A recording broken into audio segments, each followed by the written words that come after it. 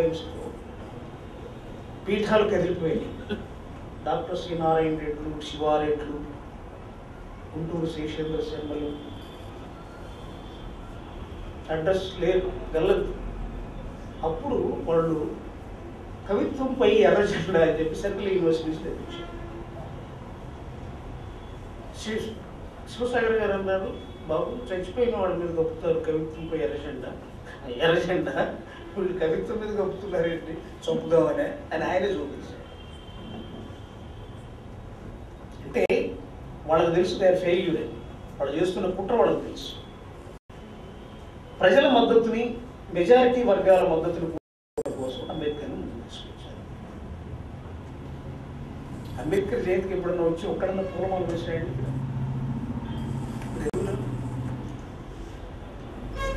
మనం వెళ్తాం.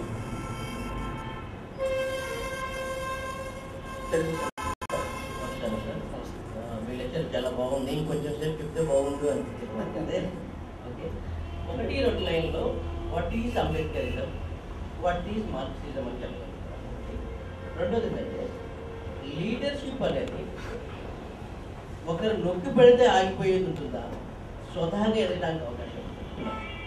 ఇప్పుడు ఇంకెక్కువ అయిపోయినాయి కులాలు, చిన్న చిన్న పార్ట్స్లో కూడా ఎదుగుతూ ఉన్నాయి. మనం కులరహిత సమాజం ఎప్పుడు వస్తుంది?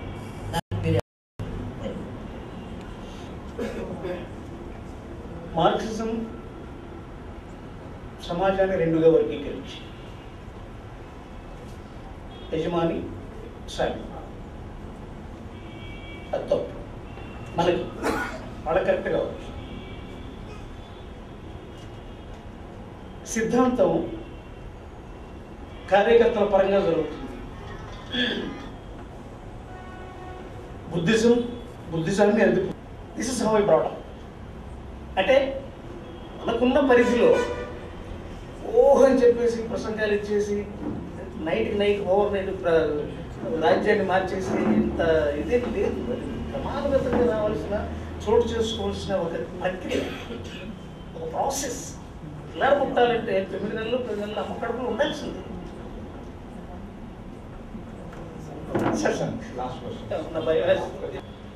ఫాదర్ ఇగ్నేషియస్ రెడ్డి, ఎందుకు మీకు? మార్నేని థామస్ చౌదరి సమానత్వాన్ని బోధిస్తుంది, ఒక మతాన్ని బోధిస్తుంది. వాళ్ళు ఎందుకు చౌదరిని రెడ్డి అని గుర్తు చేసుకుంటారు? సో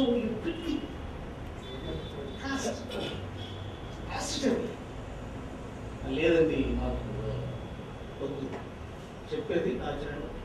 కాబట్టి కులాన్ని గుర్తు చేయనిది ఏదైనా ఉంది అంటే, ఏదైనా జీవన విధానం ఉందంటే దాన్ని ఆచరించడం కరెక్ట్. అన్ఫార్చునేట్లీ మనకు అందుబాటులో ఉన్న వాటిలో బుద్ధిజం, ఫార్చునేట్లీ బుద్ధిజం ఒకటే అక్కడే కూర్చుంటాడు. రిక్షా దొక్కునే వాడు వెళ్ళిన అక్కడే కూర్చుంటాడు. మటన్ కూర్చుంటూ మస్తాన్ వచ్చిన అక్కడే కూర్చుంటాడు. కనీసం ఆ అట్మాస్ఫియర్ ఇవ్వగలిగి ఇంకా ఎక్కడ కూర్చున్నారంటే పౌరులు అనే మతం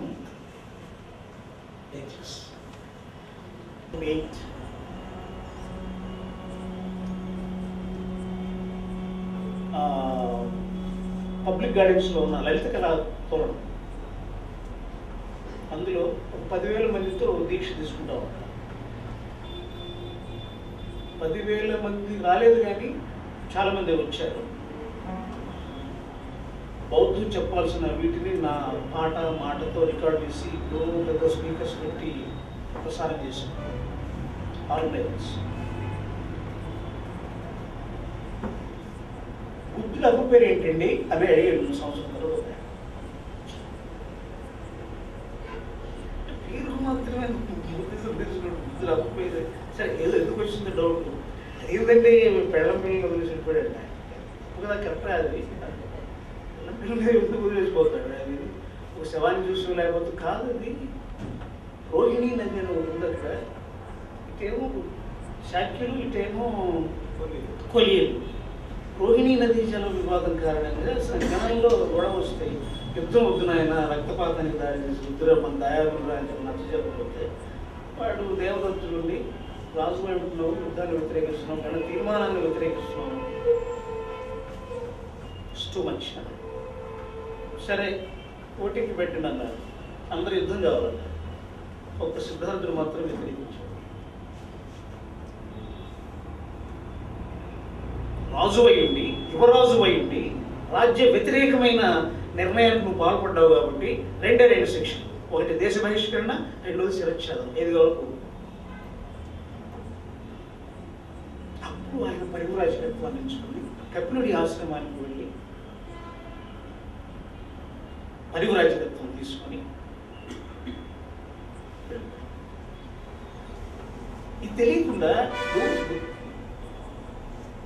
బుద్ధిజం అనేది నా మానసిక సంస్కరణ సిద్ధాంతం అని అనుకున్నప్పుడు, 10 మంది మరి తీసుకున్నప్పుడు వీ హ్యావ్ టు స్టడీ. లేదు, మనకి కల్చర్ కూడా డెవలప్ కాలేదు సార్, అన్ఫార్చునేట్లీ. దానికి కూడా ఈ మారుతున్న ఈ దేశకాల పరిస్థితులు రోజు నెట్టుకొని పోతుంటాయి కదా. మనం ఆటో ఎక్కాలనుకుంటే ఆర్టీసీ బస్సు ఎక్కించడం, ఆర్టీసీ బస్సు ఎక్కాలంటే క్యాబ్ ఎక్కించడం, వీళ్ళ చేతుల్లో, పరిస్థితుల చేతుల్లో. అయినా సరే ఏదో దాటుకుని పోయి కాస్తంత ఇదిగో ఇట్లాంటి సెషన్స్ అటెండ్ అవుతూ కాస్తంత ఎవాల్యుయేట్ చేసుకోగలిగితే నేర్చుకోవటం రానున్న తరాలు బుద్ధిజాన్ని బాగానే అందించుకుంటాయని. ఎందుకంటే వాళ్ళకి గాలం ఉంటుంది, మిఠాయి మార్షల్ ఆర్ట్స్ బుద్ధిస్ట్ మాంగ్స్లే. ఏదో ఒక విధంగా మా తాత అనుకుంటాడు, అరే ఏ పిల్ల అయితే ఎలికలు పడితే సారుగా అని. సమ్ బుక్ ఇస్ దేర్, చదువు వచ్చిన వాళ్ళకి అది, ఇది రాని వాళ్ళకి. సో బుద్ధిజం విమోచన సిద్ధాంతం. I don't know whether have given the right answer or not.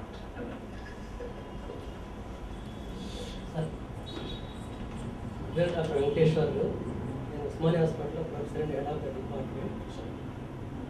So మీరు అంబేద్కరిజాన్ని స్ట్రాంగ్గా తీసుకెళ్ళినటువంటి వ్యక్తి కాంశీరామ్ గారు చెప్పినారు కదా, ఆయన సక్సెస్ అయినారు, పొలిటికల్ పవర్ కూడా తీసుకొచ్చారు.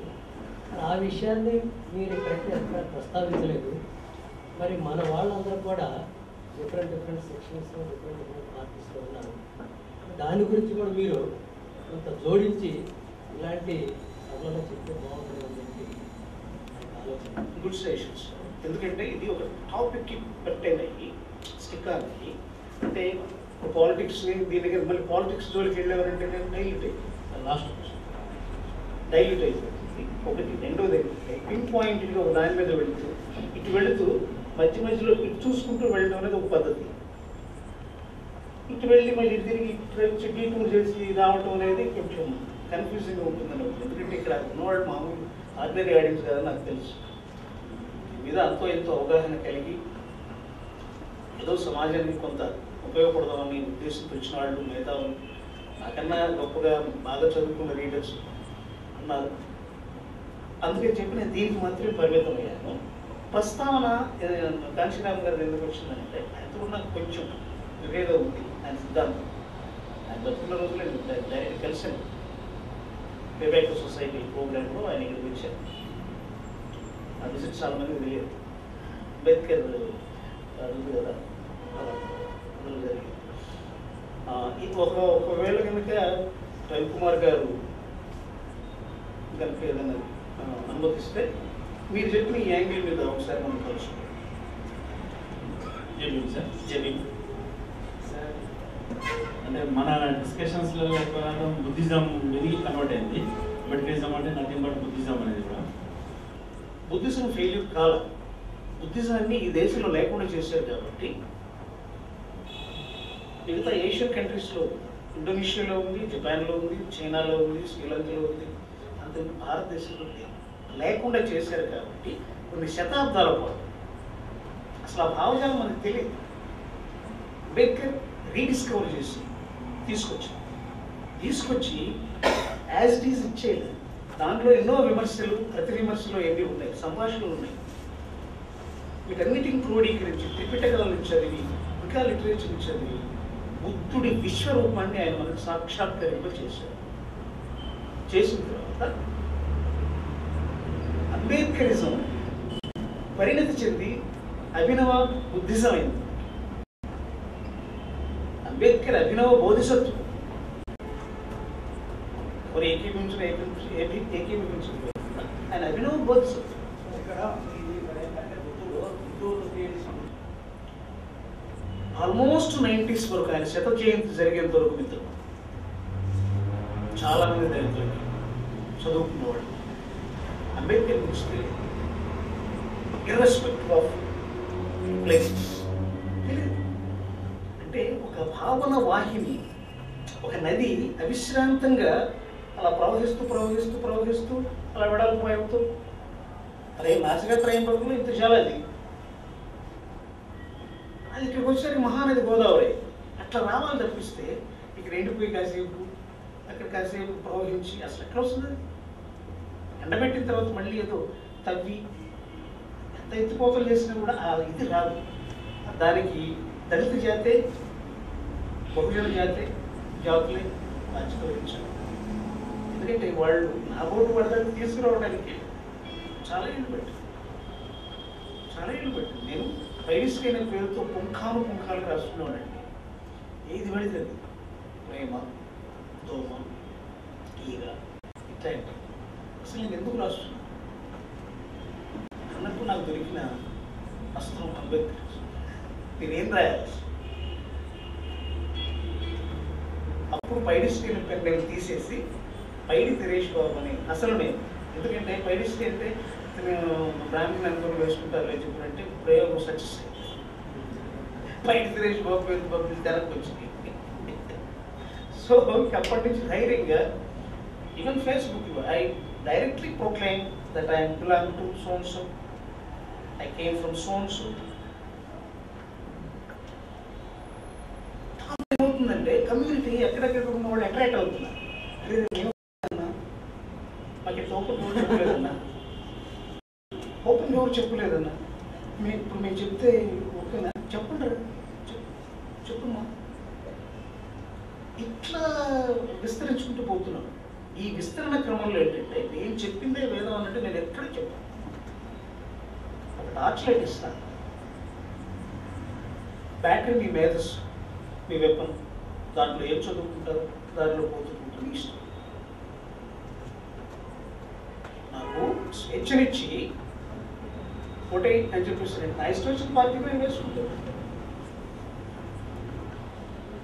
మన టాపిక్ పైన తన అమూల్యమైన ఉపన్యాసాన్ని అని చెప్పి ఒక వీక్ పర్సనాలిటీ డెవలప్మెంట్ అని చెప్పి అనుకున్నాను. So next week personality development పైన మనం కార్యక్రమం పెట్టుకున్నాం. అంటే పర్సనల్ డెవలప్మెంట్ అంటే ఏదో చిన్నపిల్లల కోసం కాదు, అందరం అంటే